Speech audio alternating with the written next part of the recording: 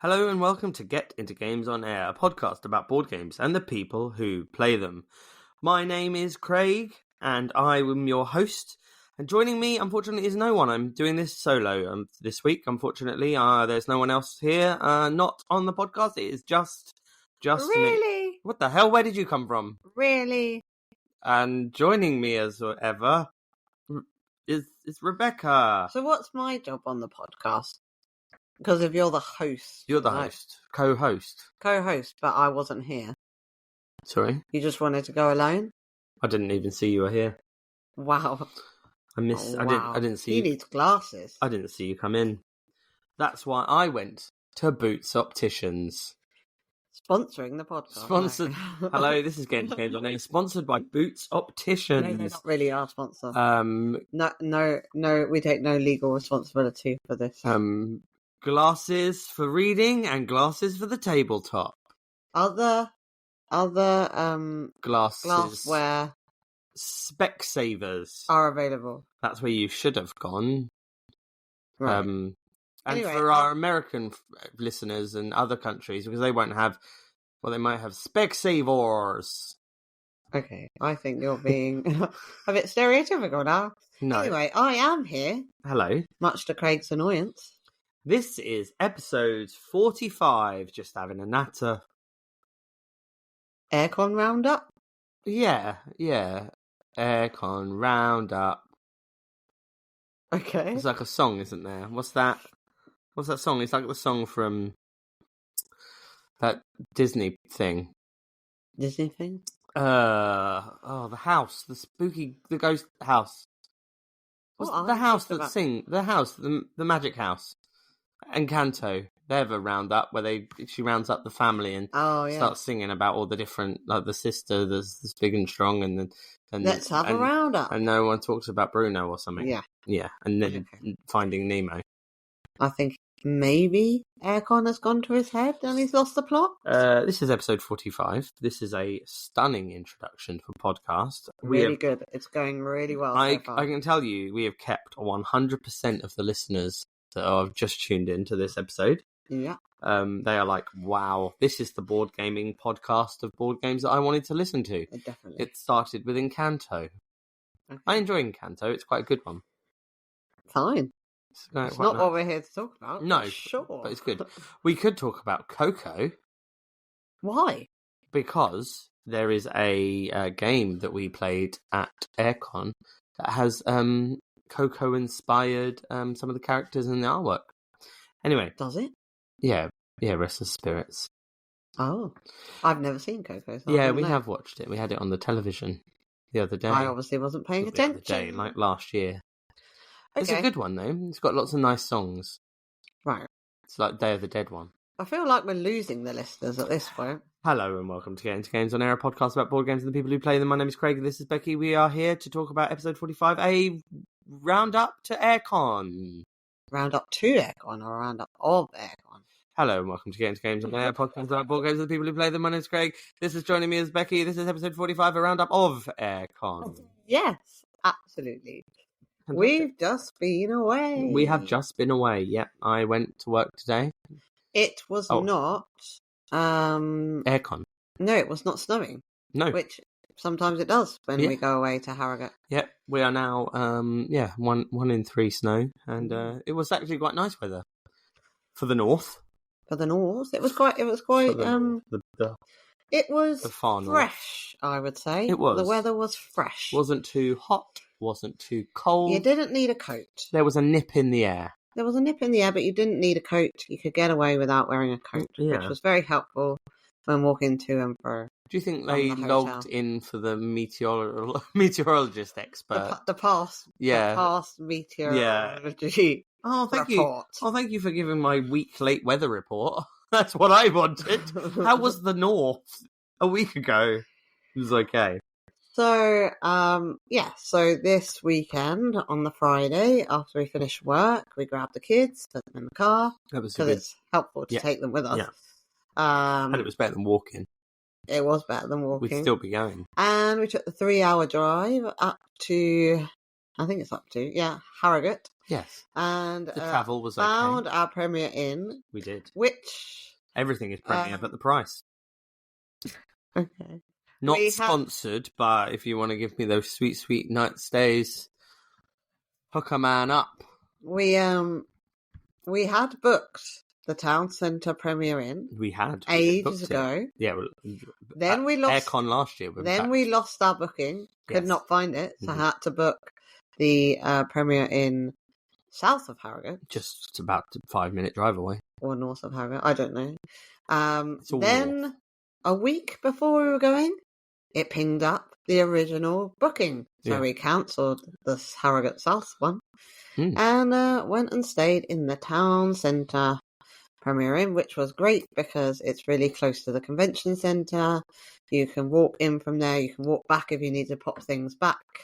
And it's just a more central location. And one of us could game in the evenings if we so desired. So and that is hotel booking advice brought to you by Getting to Games. So we have Airecon is on the 12th to the 15th of March next year, and we have booked the Premier Inn. Yes. Already. Just in case you want to know, where we are sleeping. No. It was a lovely sleep. The bed was nice and soft. It was a much better sleep than the previous Premier Inn we had stayed in. It was indeed. It was lovely. So yes, all good on that front. Anyway, that's not what you've tuned in for. No. What you tuned in is for some information about the old Airecon, I should imagine. Kind of scary. Yeah, absolutely. So, this episode, as always, is sponsored by Rent, Shuffle and Roll. Rent, Shuffle and Roll are a board game rental service where you can rent board games and try board games before you buy board games. If you use the code GITG50, that is GITG50, you can get 50% off your first month's rental with Rent, Shuffle and Roll. So head to rentshuffleandroll.co.uk today and use code GITG50 to make your life better. Yes, absolutely. So yeah, Airecon 2025 was different. I felt it was different. It was good different, but it was different. No, we did some different things, didn't we? Yeah, I think because normally, like the first day, we will go and do the stomp the hall, the trader hall, see what's all going on. It doesn't take very long to stomp round. No, but normally that's the first thing we do. We go in the front, we sort out, look at the trade hall, we go do that, and then we go and we find a space, set up a camp, and play games. Yeah. Pretty much, and eat poutine fries. Did we do that this time? No. What did we do? We did it backwards. We didn't really stomp the halls until Sunday. We had a quick look round. We had a quick look round, but that's because we actually had more meetings and more booked in things. Oh, yeah. So that's why. We had a quick look round on the Saturday, and then we had to get somewhere pretty urgently at 10:30. Right? Yes, so you had to get somewhere pretty. I had to get somewhere. I had to leave you with the kids. Yes. And I went to see Time Troopers, which was being play tested in the play test demo zone. Yes. All the new artwork is nearly ready. I think they said they had 16 cards that aren't done, so they're just waiting on those. So if you've seen Time Troopers, I think Lee was saying he's quite keen that people know that originally when they were putting together the game as holding art, they put AI art in there just as a holding place until they found an artist to do the artwork. Yeah, because no one wants to play a game with blank cards and be like, this is a character. Do you want to see something? While they're play testing the game and before it's right, they don't want to spend loads of money on artwork and then have to change it all. Correct. So originally, if you ever saw Time Troopers being played, or saw it on our feed where I've taken photos of it, it was AI art. It's not AI art anymore. Someone has taken the idea from the AI art and then made it into... created their own. Yeah, and it looks really good. And if you're in any doubt as to whether it's AI art or not, I know that Lee has made sure that, he's got the proof that the stages of the art creation process. Essentially video evidence of someone drawing the pictures, which is good. But I can assure you, it is all wonderful. It is all AI free, and it is the most beautiful game. And I'm very, very excited because it's coming to GameFound in June. Yeah. It's going to be £50 for the whole game and a playmat, which I think is pretty good going, given that it's got, I don't know how many scenarios, lots of scenarios. Yeah. And is it 8 different time zones? Yeah, and it's and each one's again replayable because you can do different things. You can choose to do side missions. The story that you tell, the game you play is the same, but the story that you're telling changes, which I think is such a nice change of pace. And the new rule book is all sorted now, so we it's an actual book. We saw it when it was just a piece of paper, which was just basically stapled an idea bits of paper, in Molinaris's brain, but it was just on a piece of paper. And now it's in a fully fledged rule book, and there are some very exciting scenarios. There's way more than I thought, and some puzzly type scenarios. Some surprises. It looks to be really good. And in the box, what I really liked, if you've seen on my Instagram, is like there's a dice for each era. Yeah. So each era has a different coloured dice, and they're all in a middle tray in the box, and it just looks beautiful. Yeah. And yes, I'm very excited. But everybody I spoke to who playtested it was also as excited as me, and so I think there's going to be a lot of buzz around it. I got to meet Board Game Jimmy, who I did not know before met up to playtest Time Troopers. However, what we must all know is that you don't let Jimmy roll the dice, because you lose. And Jimmy is also prone to saying things like, "Oh, well, it could have been worse," right before it does get really bad and you lose the game. Yeah. So just be wary if you're playing those kind of games with Jimmy.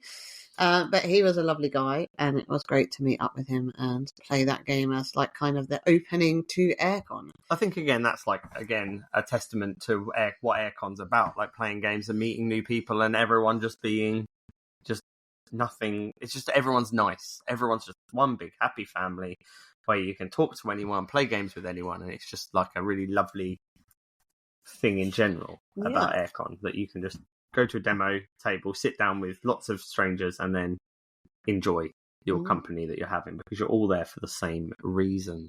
I mean, I think that this year we did a bit of play testing. So later on in the day, I went and play tested the Patterson game. Secret Game A. I'm not sure it's that secret anymore, but you play tested El Paso. I think if I was going to say what was different about this Airecon is that we definitely got involved in the playtesting side of Airecon that we've maybe not got involved in before. And I don't know if that's because we were quite new to Airecon, so we're still finding our way, or we hadn't quite worked out, who had the children or whatever to make it work. Yeah. But it just seemed like I went to one, had the kids, you went to one, had the kid, we shared it out. And because we always have the kid, unlike UKG where we try and do a day where we don't have the kids with us, like we do all of the stuff on that day. Yeah.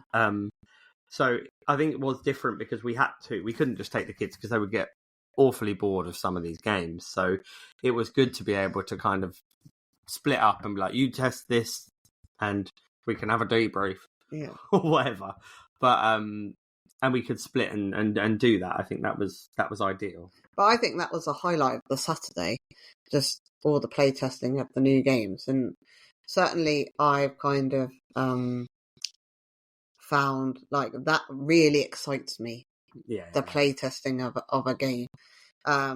Particularly the Patterson game went really well because I think that, there's two types of playtesting, aren't there? Well, there's probably loads of types of playtesting, but there's a playtesting where it's a new game and you're ironing out all the kinks and things go wrong, and that's exciting. Yeah. But this was kind of a almost fully formed game.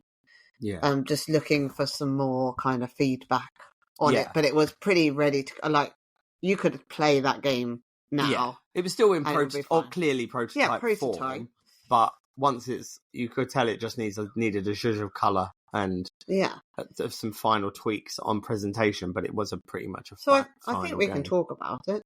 It's going to be a yearbook game.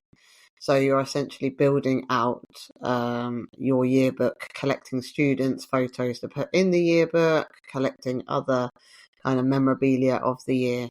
And there's scoring for, like, sort of set collection scoring for how much of your yearbook you complete. It's very exciting, and like all Paverson games, very theme driven. And yeah, I loved it. But it's really. You said it was a mix of some games, didn't you? It's like work. It's like, didn't you not say fit to print and? Yeah, it reminds me of that kind of thing. It's a worker placement game. You have 4 essentially workers. So you have a photographer, you have a business manager, you have something else, and they each have their own powers. But you can only, in a round, you can only use 3 of them. So you're trying to maximize which worker you use to get the best kind of pieces for your yearbook, and then your scoring. But I can't remember the names of the people I played with. But again, it was 3 people I didn't know. Yeah. And they were all lovely, and we all had a lovely time. And I met Richard from Paverson, who's developing the game. And he's got his own game. And he's got his own game coming out, and we're going to try and get him on the podcast, so that's quite exciting. But I really like seeing games, and I think this is why Time Troopers resonates with me so much. I like sort of seeing a game at the very start of its journey, and then following it along and seeing what it becomes. And I know I'm going to get this yearbook game just because I was part of that journey, if you see what I mean. Yeah. I think it's going to be an interesting one, because I don't know quite how well a yearbook game is going to translate to other countries other than America as much. And I know you have had a yearbook at your school. I never had one. I had a shirt. They do at primary school. But now they do. So I mean, it's becoming more of a thing. But I just don't know how that's going to translate over the seas. I certainly think that it's not. I think the game is good enough. Yeah. That people won't mind about the Americanism of it. There's another one as well. The other game, Secret Game B. I took some photos of that. It looked pretty cool. But don't know too much about that one, really.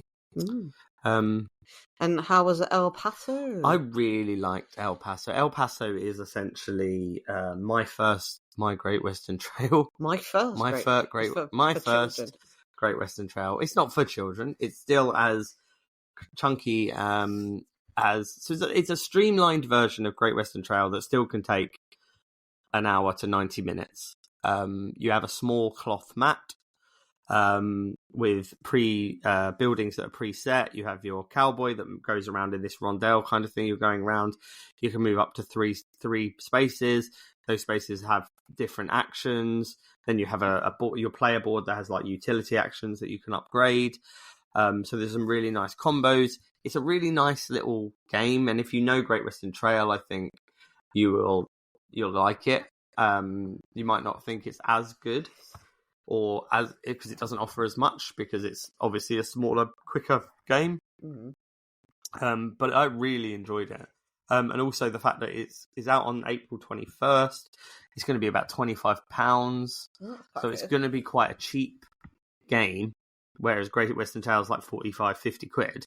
So I think it's going to be a good buy, and it's quite a lot. I think you'll really like it, because you can get some really nice combos together. And depending on what you do, because each space lets you do a different thing. It lets you get money. It lets you buy a worker. It lets you buy cows. It lets you build a building. Then when you're on a building, you want to upgrade buildings. And then as you're going around, you're claiming more like objectives, scoring objectives. You can hire a conductor, and you can go on a train and get more objectives. So and you're working your way around this rondel. You've got a certain amount of laps, and then the game's over, and you type your points, and you lose horrendously. But it was. I'm sure the point is not to lose. It was nice to see it. I mean, I wasn't very good at it, but I've also never played my Great Western Trail. I've never played Great Western Trail other than one game we played on BGA, which wasn't great. But other players had played it before, so they were very good at it. And it was, in a way, it was nice to see what the game can do. To be able to see, like, oh wow, so there are some like amazing turns you can have. I just didn't know how to do those sort of things because I'd never played the game before, but having knowledge of the game would help. And I just think it's a really nice package, and it is in that kind of bracket of like those games that are that kind of cheap price but lots of thinking. So like your Acropolis and your Loots and that kind of thing, I could imagine it coming to the table quite often because it's a very small footprint on the table, because it literally is a cloth that's about an A4 piece of paper size. Yeah. And your own player board. But yeah, I really enjoyed it. I do come back to think about it quite often, going, yeah, I'd really like to play that again and again and again. So it worked because it's quite a nice game. And also, I just want to do better. That's it. Yeah. We did manage to grab some poutine fries. Well, of course we did. For poutine lunch. Fries. So we played the poutine We actually fry. had 2 days running. That was the only thing we ate there, really, wasn't it? Yeah, because it was good. But the kids enjoyed them, so that was nice. Yeah.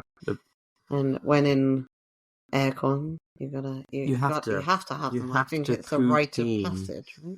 Yeah, exactly that. So yeah, I mean, they had loads of cool things at Airecon. They had giant harmonies.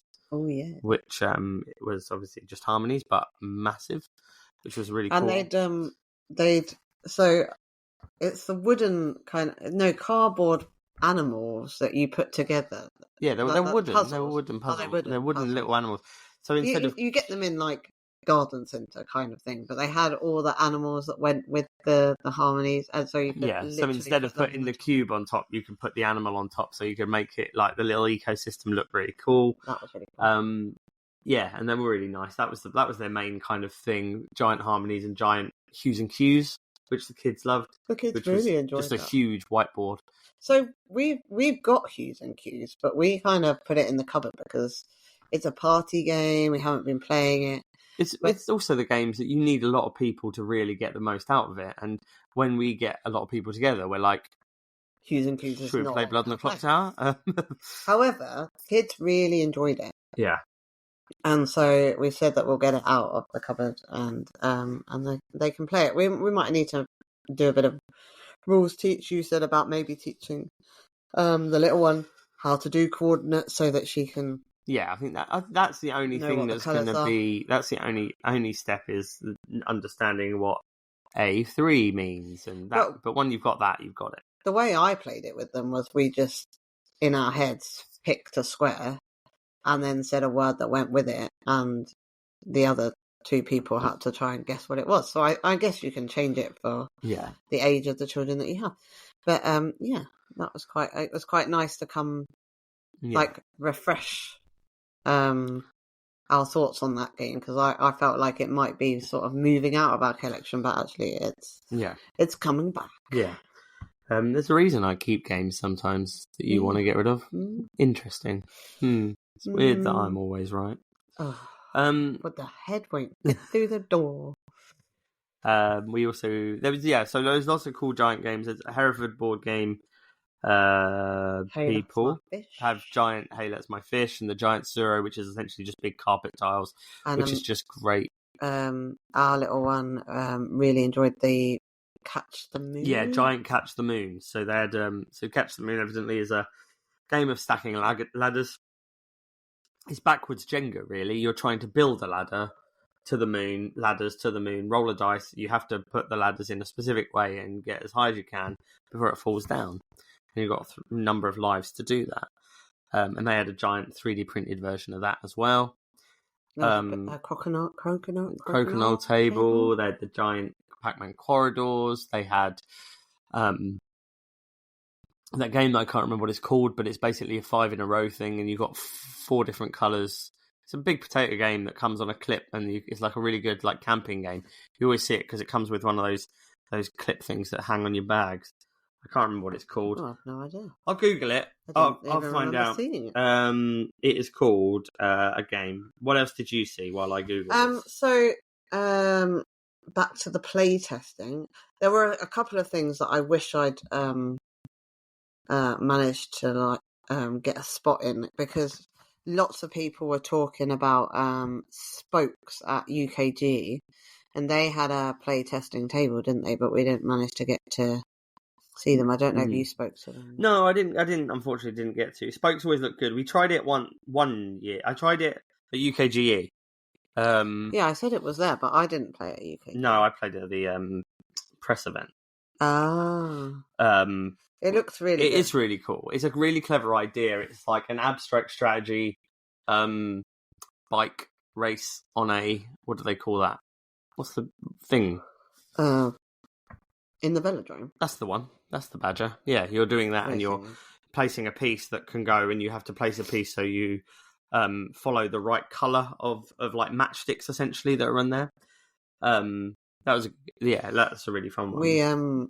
We play tested flower cards. Is that what you were going to say? Oh no, that wasn't what I was going to say. Oh. I was trying to think of how to say it wrong. How to say it wrong? Feathered something. No, what's it called? Feather something. What? No, what is it actually called? Feathers. I'm pretty sure that's its name. What is it called? Featherweight Fiesta. No, that's a completely different game. Feather something, evidently. It's not called feathered something. Feathered something. Friends. No. Birds in hats. No. I know what it's called. I'm just feather something. It's not. Birds in hats. Fetching feathers. Fetching hats with birds. No, it's called Fetching Feathers. Birds with fetching hats. By Chris Scott, who makes from the Unfringed things and Molehill Meadows. Molehill Meadows. He makes the animal sanctuary that you can't fit the animals into the thing, and the blind guy that gets stuck under the ground and bumps into rocks game. Right. They're the official titles of these games. So, Fetching Feathers is like almost Zuli-esque, but I described it as Zuli-esque, but really tricky. He's gone and made it a really tricky game. Yeah, it is. So you have landscape cards, which are they different seasons? Essentially, yeah. They're sunny and not. The hot season and the cold season. Yes. Blue and orange. So like summer and winter, basically. And sure. You place your birds out according to... So each location has some food. A requirement, yeah. Like meat or leaves that a bird may like to eat. So you can only place certain birds in certain locations where they can find their food source, which is fine. So you lay them out like you would. So it's card drafting. You take a card, pass it on to the next person, etc., until all the cards are gone. And then you lay out your birds at their locations like you would Zuli with the cages and in the zoo. Only the next round... And you score. You score, and then the next round, the locations change to the other season. So where you think, oh, I've got all these peacocks, and they're really happy, because they're in a location with lots of food, and I'm scoring loads of points from my peacocks. You turn it round, and now peacocks can't live there because their food source does not exist in that location anymore. Yeah, and so you're going to have to find somewhere else for your peacocks to live. And whoa, this was teasing my brain. Yeah, it's really cool. I like it. And because you can add to the other thing is you can add to the location. So the location could be like, right, this location now likes fish and leaves. Brilliant. But then the location doesn't like the fish. The location has that gets those birds in. But then as the season changes again, they're pinned in that position, so you have to spin. So what was like a really powerful location that you could get loads of like make birds really happy is now absolutely useless. It's really cool. I really like the mechanic of it all. And what was hilarious was that we were playing with Jake and Kaz. Jake is Geo14 on Instagram, and Kaz was playing, but she was like, can I do this, and so confused the whole game, and then totally annihilated us. Yeah. Which was absolutely hilarious. But yeah, it's I really like it. What I really like is like, so which I think is quite unique, and I don't really see it too much, and it kind of, to stop like a bit of hate drafting, is when you've finished your round and then you're trying to place your birds, any birds that you can't place, you then have to pass to the left, and depending on which way the round thing is. And if the person you pass the cards to can place them immediately, they'll score them, or if not, they just fly away. And no one has them. Go to the abattoir. Sure. But I really like that. I think that's a really cool. So you are being really careful. You're not just going, well, you're collecting owls, so I'm going to take this Viking owl and put it. I'm going to just have it in my hand, so you can't have it. Like, if you do that, that person's going to end up with that card. So you score feathers, I think. Yes. Is the scoring for each of the animals in the right locations, etc. But also each animal has its own like end game scoring or end round scoring. So you're trying to maximise your scoring, but it's really interesting. But it is, I would say, I think it's trickier than Zuli. Oh yeah, 100%. I think in Zuli you can more or less, as long as you've got like quite a lot of different landscapes, you can more or less place the correct animals. But it's this turning of the cards that is really tricky, because you don't want to take loads of animals that go only in a certain landscape, because actually come the next round that's going to be entirely useless to you. So it's more you have to be more balanced. I think to an extent, I think you're right. Like, I think there are some trickier, like puzzlier things about the game where you're putting things, but I also think it's easier to explain. Yeah, I think it's a bit easier, accessible. Yeah, I just think in order to be really good at it, you need to. But that's what you want. Your brain needs to work. That's what you want from a game. Probably you don't want... at 2:00 on a Sunday at convention. Probably my brain's probably stopped working by then. My brain isn't working at all. It was really enjoyable, and I'm really looking forward to it. Yeah. I think all of his games are fab. Like he hasn't made a duff one yet, so yeah. And who doesn't love playtesting a game wearing a silly hat? Exactly. Which is what he had. So all the birds in the game are wearing hats, which is their like superpower. Yeah. Which gives them their ability at the bottom. Yeah. He did say that he had some ideas about in like an expansion for the game, adding like maybe transparent cards where you could add different hats to change the scoring conditions of certain birds, which would be really interesting. Yeah. But I think it made his stand out. Yeah. Because the hats were such a the art. Oh, yeah, the hats. What are they doing? Playing with the hats. Also, just all the boarding, the artwork on that game is really good. It's like top tier. Yes, you described it as like the artwork for Dinosaur Tea Party. It just reminds me of Dinosaur Tea Party, the funny dinosaurs wearing the silly hats and very having endearing. a cup of tea and grumpy T-Rex and all that stuff. Yeah, it's really nice. We did way more playtesting than I thought, because you've just reminded me that we played the flower cards. Yeah, I really enjoyed that. With Huff No More of Sakana Stack. Yeah. Fame. He was there on the Friday and the Saturday, had to leave and wasn't able to be there on the Sunday. However, we managed to catch him just before he went off to do his podcast, the quiz with what's it called, the TOG quiz. And he was able to teach us his flower cards game, which are... No, I'm going to get this wrong. Hanafuda? So some Japanese... Karinana. No. Japanese card game. Hanafuda, I think. That's what I said. Yeah, I know, but Thank you very much. Trying to remember in my... I hate being right. And they have... So he and his wife... my back's really hurting, just holding this podcast up. Oh, wow. It's quite difficult. Oh. You could be a little more modest. I could. I was. That was me being modest. I'm trying to explain something. Sorry, you were playing the Harry Carey cards? No, that's not what it was. Hanafuda. Sure. I might be saying this wrong. We might have just made up Hanafuda. Oh, but anyway. I think she worked in the supermarket down the road, didn't she? Far better. But... Well, no, she's a Deliveroo driver.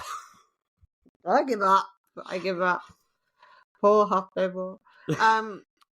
So he and his wife, Joss, has designed these beautiful, and they are beautiful, flower cards with English flowers on them. They've got like cute little like field mice and things like that. They do. And he taught us a game where you have to collect sets, and it was really interesting. Yeah.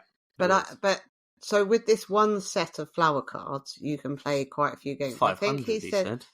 I think there's 500 of the Hanafuda games or whatever.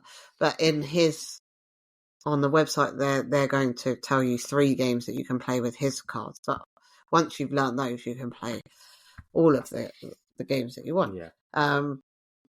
But yeah, they're the beautiful cards, and the artwork is really lovely. Even if you just got them to admire the cards, I think. Yeah, it would be worth it. Yeah, I think it's a really nice like deck of cards. Like, it's good that there are loads of things you can do with them. I think it's like it almost just replaces taking a deck of cards on holiday with you. Like, you can actually play because you can play so many games. Yeah, it just makes it all easier. Yeah, it was really good. So yeah, that was all the play testing. You saw I did see sample of No Drinks on the Table's new fashion game. Catherine's fashion dressy dress game. That was exciting. It was really nice. There's a little prototype of that's going on. It's quite a advanced prototype, but still a prototype. But that looks really good. The artwork on that is beautiful. That was good. We saw Restless Spirits. Yeah. Sneaky Rascal Games. I am so good at that game. I'm the greatest player of that game. So I really like it. I think it's the best game I've ever played in my life. Do you want to tell everybody what you do?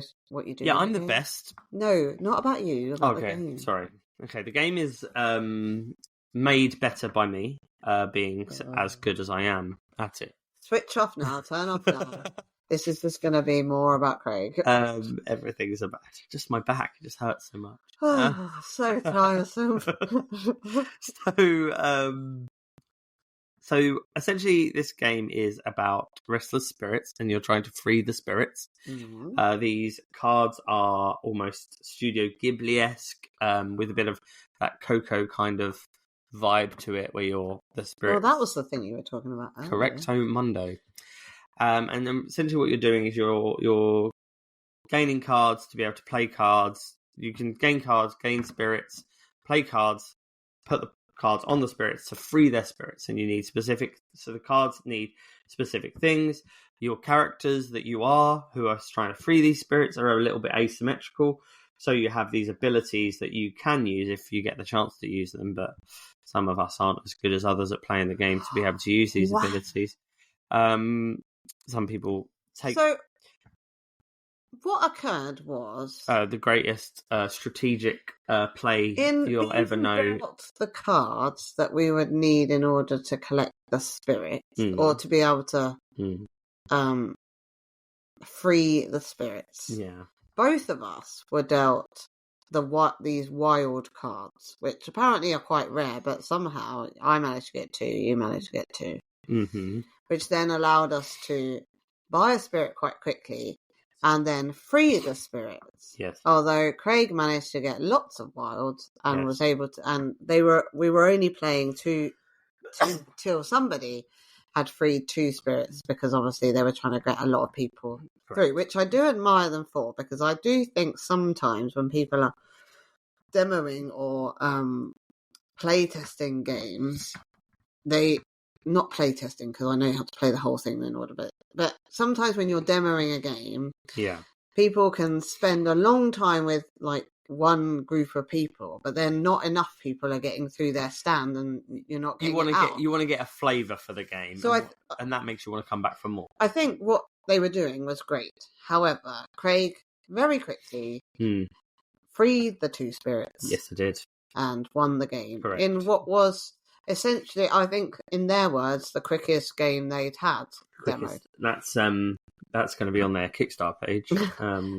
So I ended up feeling like, what was this I just played? Because it was rubbish, because Craig just annihilated me. But what I worked out afterwards, that I was one... You were just going against someone who's far better at board games. No. A true professional that adds up with his eyes and does... But you make me lose my train of thought all of the time. But I worked out I was only one move behind you. You say that. Would have technically done the same thing in the next turn. However, it was fine. I have let him have his victory, and his head no longer fits through the door. So, correct. It's a really good game. It looks really beautiful, and we're hoping to have them on the podcast soon. Yes, the art is they're beautiful. I really like the artwork. It is a stunning little game. It's I think obviously within a full game I'd win by getting 5 spirits free rather than 2. But it would wins all the games would be more. Play. I'm so good. I don't know why I'm the best at board games. games. Be incredibly if anyone ever said there was anyone better than board games, it'd probably be me. I'd probably be better than myself at board games. It'd be boring if you just won all the games. Well, I'm sorry, but life's boring. He never wins Acropolis.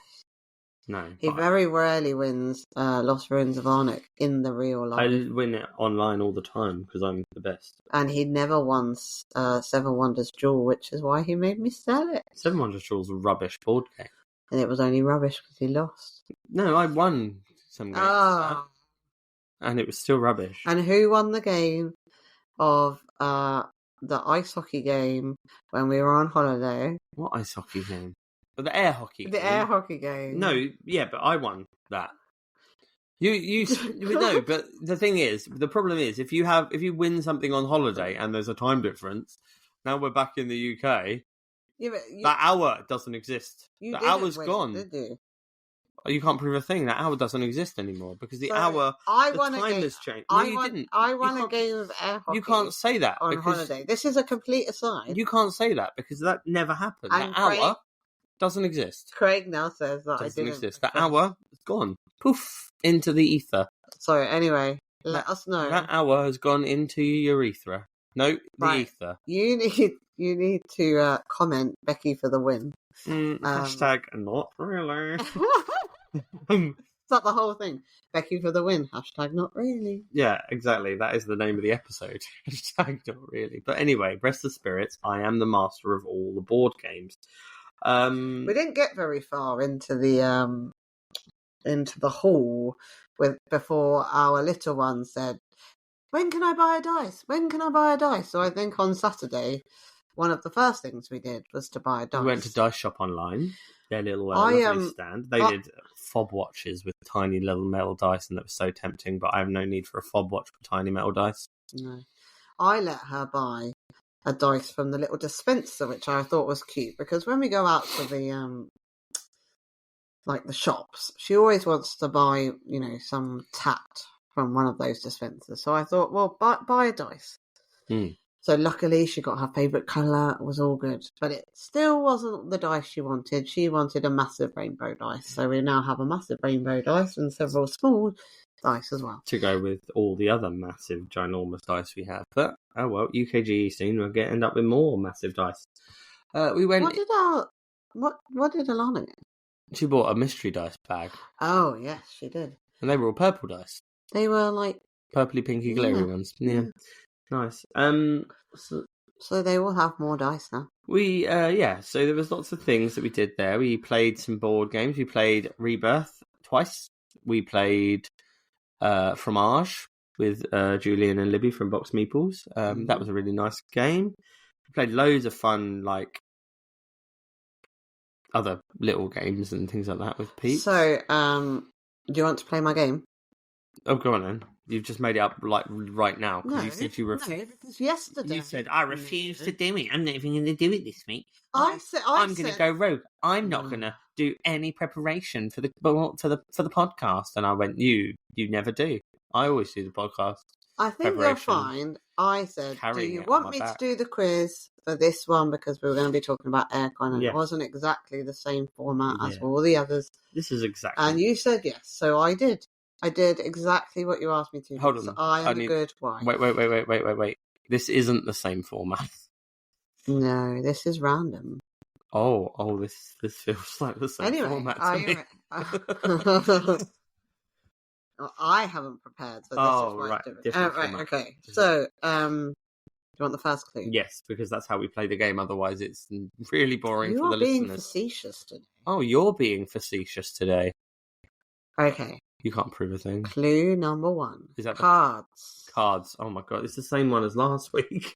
What was it last week? No, it's not. Yeah, last week's first clue was cards. Okay, but there's tons of card games. Right, Star Wars Unlimited. No. Okay, then. Next one. Number. Deck. Oh. Number. Happy Mochi. Yeah! Oh. I am the best. So, it would have been cards. Yes. Maybe number was too early on. Cards, number, order, actions. Oh, cute. Oh, yeah. I think actions. So, Happy Mochi, I think we've already talked about because it was one of the games that we experienced at the Asmodee event at the Dice Box. And it's a lovely little cute card game. Yeah.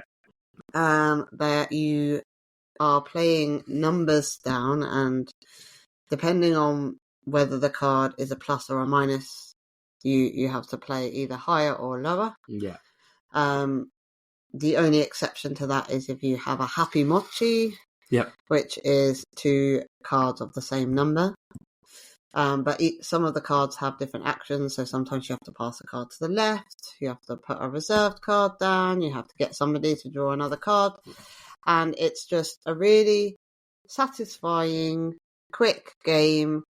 When somebody has scored 30 points, that's the end, and the person with the lowest score wins. Yeah, we played it quite a few times. We did. The girls love it. We played it with Neuro Dicey. Yeah, we played it with John. Trying games. Yeah, so it's a really good game. It's like Scout in a way. Because I forgot to say that you have to have. The way you pick up the cards, you have to keep them in order. When you draw a card, you can slot it in anywhere. It's just a really. Again, it's one of those games that's just a very quick, easy teach, and it's a lot of fun to play. So, yeah, really enjoy Happy Mochi or Mochi or Mochi.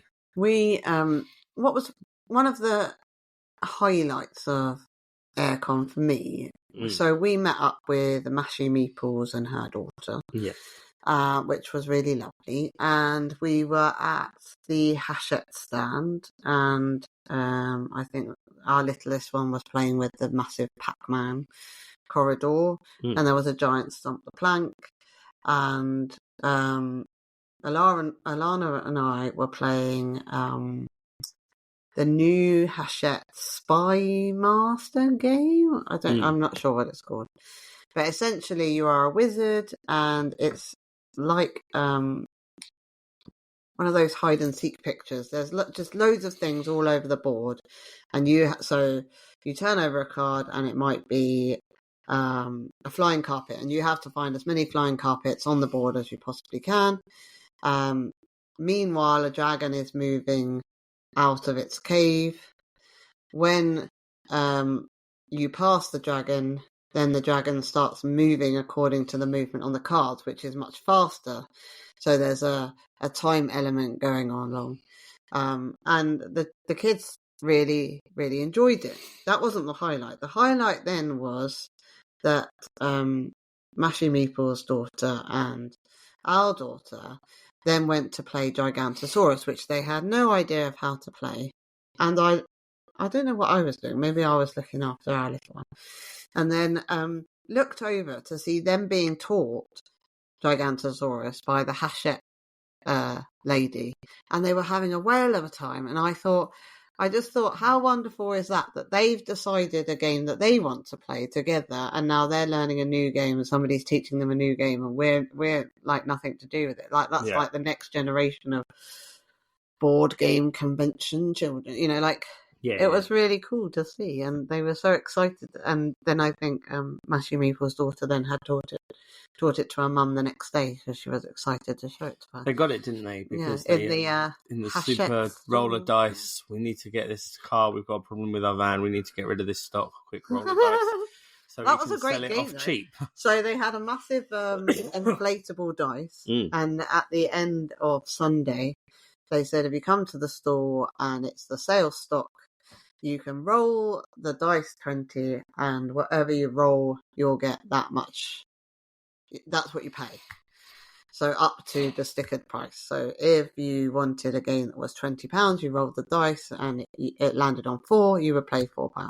Yeah, amazing. There were some bargains to be had. Yeah. Some people got copies of what was it? I can't remember what it was, but got games for for £1. And Marrakesh. For like £1. It was madness, but it was very really cool. We were stopped by Cosmos. They had some cool games. They had Quorum, which we spoke about briefly. They had Marvelous, which is essentially like Candy Crush, it's like an app, but made into a board game. So the marbles are coming down and you've got to try and get combos, which is a really nice, quick family weight game. They also had Caesar and Cleopatra, which is a really nice 2-player card game. It really piqued our interest. Really looking forward to trying that one because I like 2-player games, and it reminded me a little bit looking like Targi, kind of the way the table was set out. Really excited to try those as well. And then they had the most beautiful game that's not out yet, and it looks really cute, and I really want it, but just because it's got a big turtle. Lots of turtles. Australis, which is all about the Great Barrier Reef, coral reefs and turtles, and rolling dice and combos and things. It colourful turtles. Really, really fun and very exciting. You know who else was there? Who? Our good friend. Who? Shirts and Merch. Shirts and the merch. Selling all the good shirts and merch stuff. Well, this is interesting because Shirts and Merch is actually a sponsor of this podcast. So if you head over to www.shirtsandmerch.etsy.com.shirtsandmerch.shirtsandmerch, if you search them on the internet, you'll find their website, and they create phenomenal designed t-shirts and hoodies and things. You can get amazing geek gear from them. The clothing is so comfortable, it lasts, and they are just a fantastic company and we're very, very happy and proud to be have them as a sponsor for our little podcast. Yeah, and some really cool designs at the moment. Like the White Castle design is like superb, and just on that purpley, like bluey kind of cut, it really like pops. It was like wow. Yeah. So you will see some posts later, not today because it would be late, but I will do some Instagram posts of the t-shirt because it is superb and it's really cool. Yeah. And definitely one that you should have. But they've got lots of different designs, so all sorts of colours, different designs that you can choose from. I am trying to get them to make a Time Troopers one because I really want a Time Troopers t-shirt, so I'm hoping that's going to happen. But yeah, check them out because they are some t-shirts that you're definitely going to want to have. Yes. 100%. And yeah, it was lovely to see him again. Yeah. And share some time with him. Yeah. That was good. It was very good. We actually spent money in the Bring and Buy. We'd never buy things from the Bring and Buy. See, it was a different kind of Airecon. I think that with conventions, I think maybe we've got a bit braver, or every time you go to a convention, you do something a little bit different, or you try something different. I mean, maybe we haven't been going enough to to have done everything. And maybe there comes a point where you're like, no, I've done that. But certainly I think we're just always finding different things to do each time. I think the one main thing that we did that was different, and the reason I think for the bring and buy is that before we went to Harrogate, we took cash out. It does help with the bring and buy. Because there's no cash point nearby. Unlike UKG, because UKG, there's always cash points all around, aren't there? So, but we always turn up at Airecon, interested in the bring and buy, and then go, oh, we didn't bring any cash. Yeah. And, I went in there once. I remember the first year I went in there, picked up Caper Europe and went, oh, yeah, because I really wanted it. I was like, bargain. And then realised that I didn't have any cash and had to put it back on the shelf and leave. Disappointing. Anyway. Now I own it, so who cares? So all was good. So you went off, I think, Saturday lunchtime to the bring and buy. And what did you find in there? In there, I found a game called Scoventier, which is it's a game about Dutch folklore. He only wants it for one reason. He knows nothing about the game. There's 3 reasons. 3 reasons? 3 reasons. Wow. Are you ready? Coming in hot. Number 1, it was £10. Okay. That's a bargain. That is a bargain. Bargain for £10. But you don't just pick up any old game for £10. £10. Number 2, Vincent Dutrait art. Vincent Dutrait art, you can't go wrong. You just buy it immediately because it's Vincent Dutrait. Do you think it's going to be a good game because it's got Vincent Dutrait art? Yes, immediately. Fine. 3 is the main reason that it's going to be a good game. It's a badger. There's a badger. There's a badger meeple. The character is a badger. The main character is a badger. The badger meeple is the best badger meeple I've ever seen in my life. It's going to be number 1. See Craig's content and spot the badger meeple. Yeah. It's going to be hiding. The game's not going to be played. The badger is going to be hiding in every single post I do. Spots. I'm going to do. I'm going to. Never gets played. Every post I make in April, there will be a badger meeple in it, and you have to spot the badger meeple in those posts and comment. And at the end of April, it could be at the comment at the end of April, someone will win absolutely nothing but pride. I was going to say it could be in every Boardtober post. It could be, it'll be in every Boardtober post in April. There aren't going to be any. Oh yeah, because the word list is out in April, isn't it? Is it? Yeah. Yeah. Anyway, what else did you get at the bring and buy? And also, we saw a game. There was a game that's been high on Becky's want to try list. And one year we were like, we're going to buy that. It sounds really good. And that was very early on in our hobby collecting. And then it disappeared. Then it did disappear. But it was money. It cost money. Then I read some more reviews about it, and I was umming and ahhing. We were both umming and ahhing, I'd probably say. And then I was like, I'd really like to play it for the right price. Yeah. And then I went into the bring and buy. I'd even forgotten about it, I think. Yeah, exactly. And then I went into the bring and buy, and I saw it for the right price. Also, for the outstanding value of just £10. And he came back with it behind his back. Yeah. And surprised me with it. Yeah. I am a good husband. What was it? Not only do I carry the podcast, I carry the relationship. Whoa! It was the... my God. It was the Vienna Connection. Yes, it was. So yeah, the Vienna Connection is a mystery. Do you know what was really good about it? That I don't think the person who's put it in the bring and buy has ever played it because the cards are still in the shrink. Yeah, everything's all done. So yeah, sometimes you can get really good bargains in the bring and buy. People are just wanting to get rid of stuff, even if they haven't played it.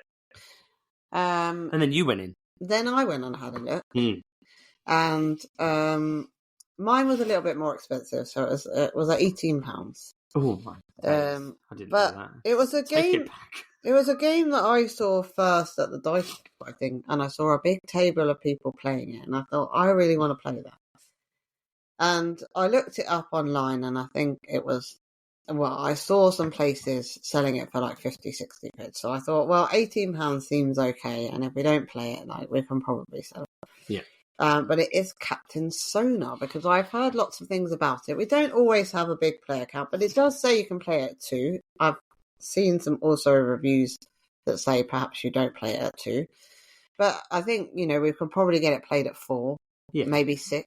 And Mollycon around the corner. Yeah, so I felt like it was a bit of a bargain for £18. I feel like, we might play it a few times. Maybe the kids could play it if we learn the rules and things.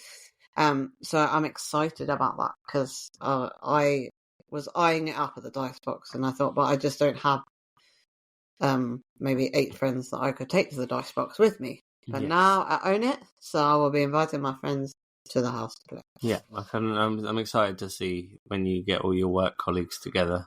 Yeah, and play it on either side of the table. Pretend we're deep sea adventurers. That's it. But yeah, so that was the bring and buy. We also got Gareth brought and we bought a copy of Planted. That's almost like a tongue twister. Gareth's personal bring and buy that he brought for everyone, which was nice. And we got Planted, which is a Phil Walker Harding game. Yes. A lovely little game, beautifully made. We did do a bit of buying. We did. We bought Boop the Halls. Yes. Because Craig had been looking for that. Yes. There's only one thing I need now. At the first store, like in the middle of the halls, it was selling for £35, and we were like, I don't really want it that much. Don't think it's really worth £35. It's also March and not Christmas. Yeah, but want it for the collection because we really like Boop. You like the scary Boop? Or yes, Boop. But Christmas Boop at least changes the game up quite a lot. Boop the Halls at Susie and Brad's, and kind of want it in our collection because it, completionist and all of that. So I had a look at some of the other shops that were selling games, and we found it for £25, which we thought was far more reasonable. And I only have one more thing to get and source. And then Craig has to find the extra expansion. The mini expansion, which apparently the mini expansion is available in a little shop called Titan Games in Springfield. PJ! Yeah, so there is some potential situations. Okay. And also we bought Acropolis Athena expansion because we've been playing that recently on BGA, of which BGA went down apparently today. Was it today or yesterday? It wasn't a big deal. I got messages saying BGA is down. It was only down. And then 2 seconds later, BGA's fine. Yeah, they were just doing roadworks. Just roadworks. It was a pothole or something they were sorting out. So so we bought Acropolis Athena because we've been playing it recently on BGA with that version, and I think it actually adds something to the game. I think it's so good with that. It's quite exciting. So we bought that because it was cheap, really, for £12 on Hachette. So yeah, not too bad. I don't think we spent too much money. No. But got some quite reasonable games, I would say. Exactly. Absolutely. Yeah, we don't normally come back from Airecon with a haul. UKGE we normally have a bit of a haul, but Airecon isn't normally the place we get a big old pile of games from. But hey, we got quite a bit, and it was nice. Overall, it was a really good show. We played loads of fun games and just met lots of awesome people and played games with awesome people, and that's nice, and that's what it's all about. And Dicey came. Yes, he did. And they did with the family, so that was quite nice. It was nice to go 3.5 hours down 3.5 hours to get to Harrogate, or 3 hours to get to Harrogate, to play board games with our next door neighbours. I think that's always a interesting way to game. I always find that good. But yeah, it was nice to see everyone, and it was, and it's quite chill. Like we said, lots of people to play games with. I felt like we played games with quite a few people. Yeah. We played a game with Box Meeples. We played a game with May. Jake from GX14. We played with May. We played with John. Yeah. We played with loads of people. Lots of people. Lots of friends. Oh, and the other thing we got, which is great, is we got a book called What is a Haggis? Oh, yes. From Neon Magpie. Which we cut I can't stop reading now. It's a favourite with the children. It's already a bedtime story. Continue. I think I've read it every single day since we got it. It's really good. So Neon Magpie, go to neonmagpie.co.uk on the old internet machines to buy soap and cards and fantastic art and storybooks and all sorts. So she is a fantastic person, worth a follow and worth spending some of your hard-earned cash on the internet machine for. And she's also releasing a game soon that she wouldn't show us. Yeah, but it's a whiskey game, a whiskey card game. Yeah, that's exciting. But yeah, talking about cards, you also might now be addicted to Carbonite cards. So we got a pack of we got gifted very nicely a pack of the Carbonite Star Wars Unlimited cards. Jump to Lightspeed, the new series. I'm sure they're very nice cards. It should just be labelled, here's how we found a way to make Craig spend all his money cards. Again, yeah. But it's good. As if it wasn't bad enough that you spent £4.99 on a packet of cards. Now you spend £20 on a packet of cards. Yeah, they're a bit excessive. Like the prices for the cards, I'm not going to buy anymore. They are quite excessive for what you get. Yes, if you sold the cards, maybe you could get your money back. Maybe, I don't know if you could. But what's that? They're fancy cards. They're a collector's set that you're trying to get specific things to sell. Like, they're all shiny. They're all shiny. Some of them have got like almost a showcase sheen to them. But they're only going to be some of them that are worth actual anything to collectors. So as nice as they are, I don't know if they're something that I would completely jump in a rabbit hole for. No, please don't. No. Because rabbits don't like me in their holes. No, I don't think so. Anyway, it was a really good weekend and we really enjoyed it. And we probably haven't done it justice. But you should definitely check it out and join in all the fun next year. Yep. I'm sure there will be. Oh, well, we were supposed to do some events, but we were so busy.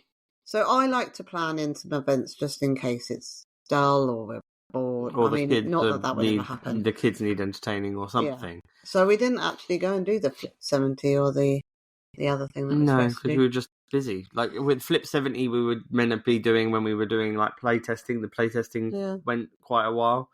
And the other one, I think we were also playtesting or something. I don't know what happened. But it didn't matter. I don't feel like we lost out from not doing the events. You went to the raffle. They raised 8,000 something. Yeah. Pounds for I'd kind of like to go longer, but it's not possible, annoyingly. No. Just because the only thing with it is that it's in half term. It's not in half term even. So schools and kids are still at school and all of that sort of stuff. So it makes it a bit more difficult for families, and also is kind of in a flip for that is that's quite good that actually Friday you can guarantee that if you don't want to be around kids, which I understand some people don't, and I get that, you can go on the Friday because you know that there is probably not going to be any kids there. I think it was just a shame that a lot of our friends had been there since maybe Wednesday. And then they went home on Saturday afternoon. Yeah, so they went home on Saturday about lunchtime, so we sort of saw them Saturday morning and then they'd gone. But it was okay. There's plenty of people. There's a lot of people there. And we did also buy something else. We also bought something. Bought Orc, which we talked about last year, which was one of those pack of fun games.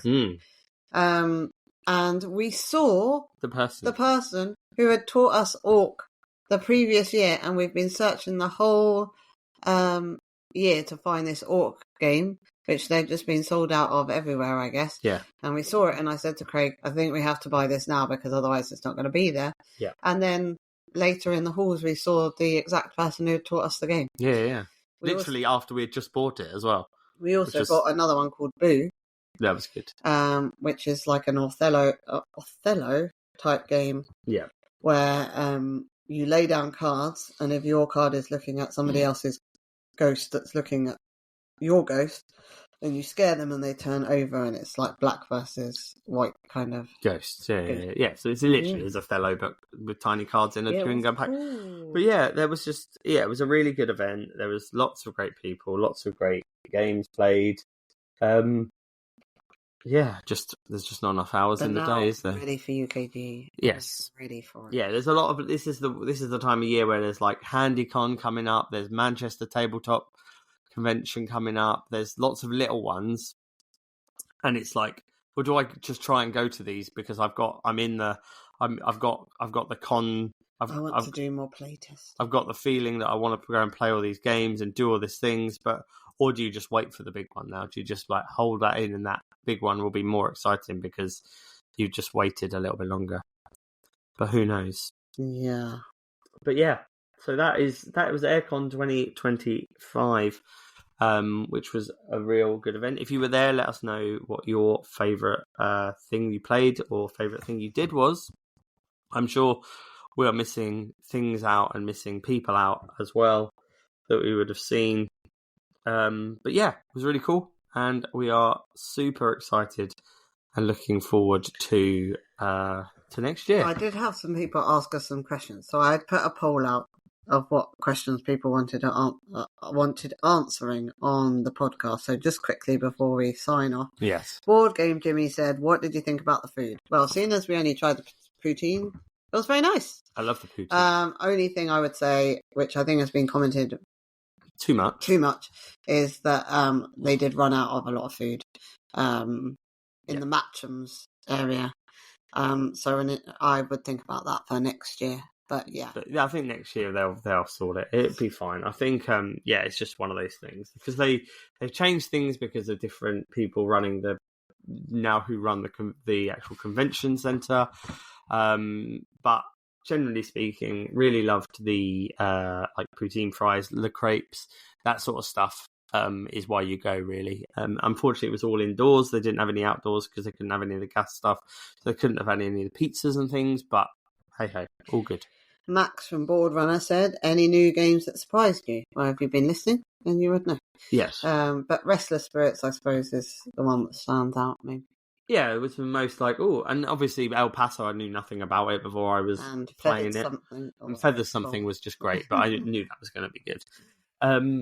No Drinks on the Table said, how many dice did you end up buying? So the kids had one normal dice, 20 each, one, so from the dispenser. Then one had the big dice, big chunky dice, and one had mystery dice. Yeah. And then they each had tiny dice. Two tiny dice from the dispenser. A set of tiny dice from the dispenser too. So 5. 6. 56. Well, 6, but some are sets. Anyway, Board Game Review said, UK said, would you go for a portable unit or a wall-mounted option? I'm not sure I understand his question.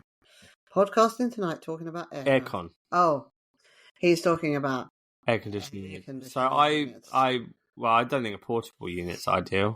No, I think it'd have to be a permanent situation. What I did think was funny was that a lot of the labelling, so certainly in the car park, was spelt wrong. So it said air, as in AIR, and then con. Yeah, and on the Matchams stand, it said Airecon. Oh, so a lot of misspelling of the actual, event that we were at. Anyway, Meeple to Meeple said, playtesting experience. I think we've covered that. Neurodicey said, how much poutine did Craig eat? Well, not enough. So, not enough. To be fair, I think we did quite well. On Saturday, we bought 2 boxes of poutine and shared them with the kids. And on Sunday, we bought 2 boxes of poutine and shared them with the kids. So all in all, everybody had one lot of poutine. So not enough. And then get into games, don't know who that is, but just didn't even ask a question, just said chicken gnocchi with mozzarella for some reason. I don't know if you were just telling me what you wanted for dinner. I was. You know that really nice, like you get the chicken thighs and the gnocchi with the onion. What did you say? What do you want? Podcasting tonight, talking about Airecon. What do you want to know? And you wanted to know about chicken gnocchi. I didn't know if you wanted that for dinner. Right. I think that's something for discussing after the podcast. But it's like a really nice... Okay. It's the wrong time of year because it's getting warmer now, but it's a really nice, like, the mozzarella melts really nice, and it's got that cream, and it's got that onion like chutney stuff going through it. That's really good. Okay, I think that's and it then. The chicken thighs. I got the recipe. Let me know. Use hashtag show me the recipe. That's what you have to put in the comments. They're already commenting something about me. Yeah, and Becky for the win. And yeah, never. Yeah, something about show me the recipe, and I'll put it up. Is it because I can't take turns? Story. You can't. We know you can't. That's what's one of those things. And that is us for another week of this podcast that is otherwise known as Get Into the Tabletop. Live. Get into air on games. Yes. Get on air. Get onto games in air. Get air into games. Get on. Get into games on Airecon. There we go. It's just simple like that. Or Airecon, as Matcham thought it was. Okay. Get into games on Airecon. Hello and welcome to Get Into Games on Airecon. Anyway, thank you very much for listening. Remember to head to rentshuffleandroll.co.uk and use code GITG50 to get 50% off your first month's board game rental. And get yourself a Shirts and Merch t-shirt, because you won't regret it. No, and if you wear a Shirts and Merch t-shirt, you won't be naked. This is good. I think this is good. I think that's the unique selling point. If you wear a Shirts and Merch t-shirt, you won't be naked. I think you should have that on the posters, like Shirts and Merch. You won't be naked. Yeah, I think you need to spread the word, because we don't want any more naked people. Only people wearing Shirts and Merch t-shirts. I mean, are they wearing anything on their bottom half? I mean, or are they just wearing a Shirts and Merch t-shirt? Because that might be a bit weird. Well, this is awkward. So we'll let you decide that for yourself. I need to speak to someone about trousers and merch. Great. Yeah, anyway. They're just big pants with our logo on them. Thanks for listening. Thank you for listening with your ears and watching us also with your ears. Or watching us with your eyes as the timer goes round on the radio in your car or whatever it is. Yeah, don't do that, because if you're driving, don't look at the radio they all right just now. Crashed. Yes. Oh no. It's going to be on the news.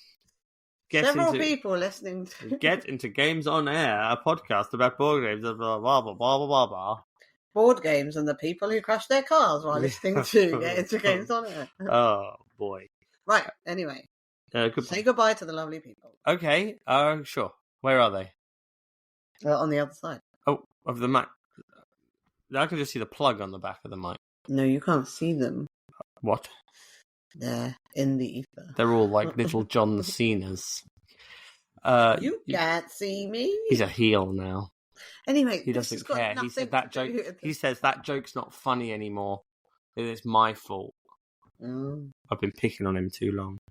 Okay, thank you very much for listening, and we cannot wait to see you in the future.